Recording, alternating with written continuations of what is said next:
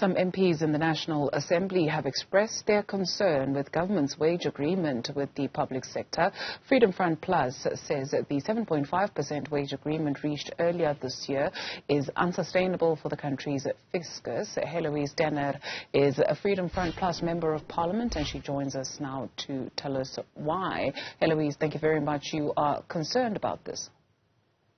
Yes, good afternoon, Dudu. We are concerned about it because the state salary bill is getting so large that it's the second largest expense that the state has next to servicing the state debt, government debt.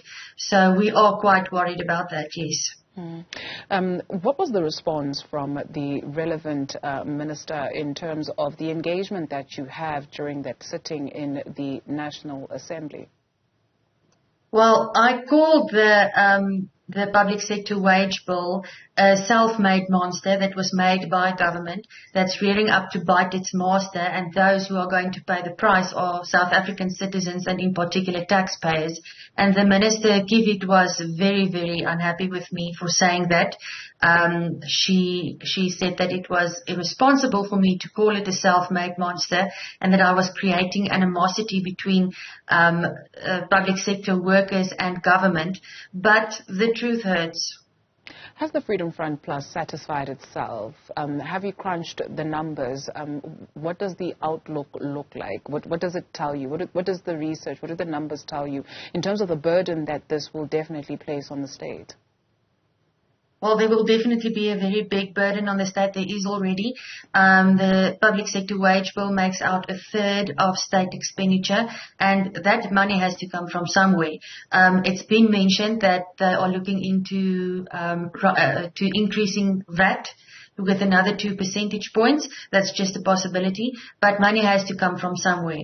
Instead of looking at what is happening in the public sector, how cost-cutting measures can be instituted, money is being searched for in other departments and taken away from other very important programs such as health, such as education, in order to fund the public sector wage bill, which is a big problem. And also looking at the planned increases for the 2024-25 financial year. Apparently, according to the minister, they've budgeted 25.4 billion rand for those wage increases, and that's worked out on a 4.5% rate of increase. But we saw this year the Minister of Finances announced a 3.3 possible increase over the medium term, and government eventually settled on 7.5% after the PSA initially wanted 12.5%.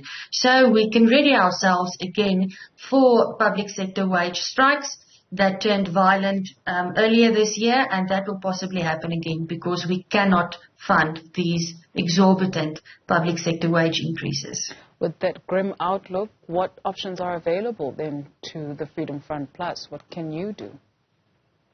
Well, we put pressure on government to look at their expenditure, to look at cost-cutting measures, to look at streamlining the public sector. There are many people working for government in the public sector, and government should not at the end of the day be a work provider. They should be a work creator by stimulating the economy and enabling the private sector to stimulate employment creation. So that will have to be looked at, and cost-cutting measures obviously as well. Sorry, what do you mean, Heloise, by enabling the private sector to create employment? If government does their work and do what is expected of them, then the economy will thrive. Factors like load shedding, crime and corruption, things like that, if social ills are being brought under control, if municipalities work and function and service delivery take place, then that will create a conducive environment for the economy to grow and for private sector businesses to flourish. And if the economy grows, private sector businesses flourish because government honors their mandate, then those private sector businesses will be enabled to create jobs, to employ more people, because they will be able to deliver a service in a flourishing economy. So it basically starts with government honouring their mandate, seeing to proper service delivery, seeing to government expenditure going to where it's supposed to be, curbing crime and corruption, fraud and corruption, and basically stimulating the economy that way. Thank you so much for your time this afternoon. Thank Heloise you, Denner is a member of Parliament representing the Freedom Front Plus.